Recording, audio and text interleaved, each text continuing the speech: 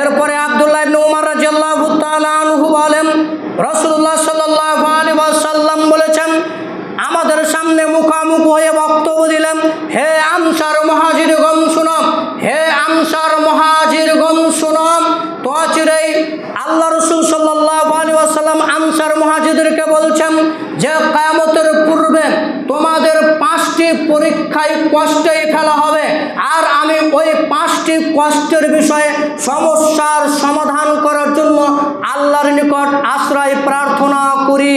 তার 1 নম্বরে তিনি বললেন, যখন কোনো সম্প্রদায়ের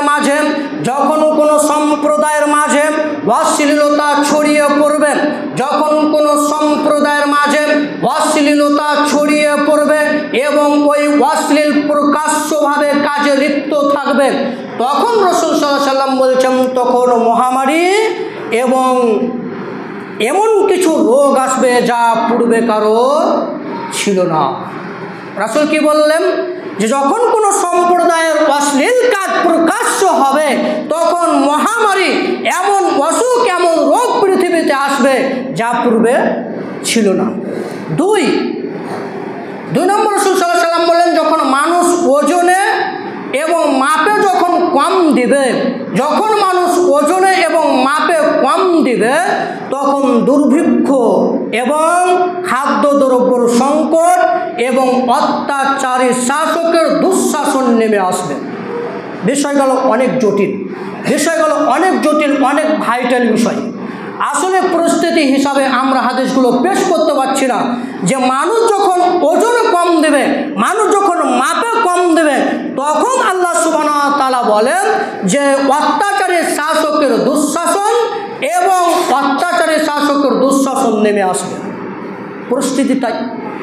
এরপরে 3 নম্বরে তিনি রাসূল সাল্লাল্লাহু আলাইহি ওয়াসাল্লাম বললেন, যখন মানুষ যাকাত প্রদান করবে না, যখন মানুষ যাকাত দেবে না, মানুষ যখন যাকাত প্রদান করবে না, তখন আকাশ থেকে বৃষ্টি বন্ধ করে দেওয়া হবে। কি বন্ধ করে দেওয়া হবে? আকাশ থেকে বৃষ্টি বন্ধ করে দেওয়া হবে। আর কোনোদিন বৃষ্টি হতো না। যদি চতুষ্পদ জন্তু প্রাণীগুলি না থাকতো তাহলে বৃষ্টি আল্লাহ সুবহানাহু ওয়া তাআলা দিতেন না। 4 নম্বরটা আরো গুরুত্বপূর্ণ।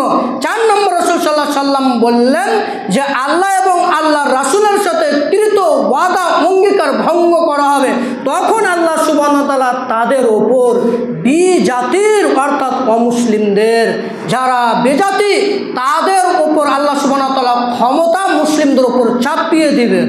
আল্লাহ সুবহানাহু ওয়া তাআলা ক্ষমতা মুসলিমদের ওপর চাপিয়ে দিবেন, তাদের অর্থ সম্পদ লুটে নিয়ে যাবে।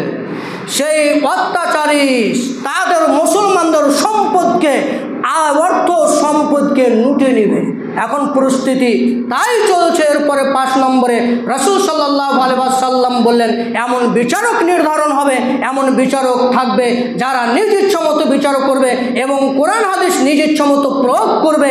আল্লাহ সুবহানাহু ওয়া তাআলা বলছেন তখন মানুষের উপর দুঃখ, কষ্ট, দুর্দশা, দুরবস্থা, দারিদ্রতা, দুর্ভাগ্যতা নেমে আসবে। অনেকগুলো বিশ্লেষণ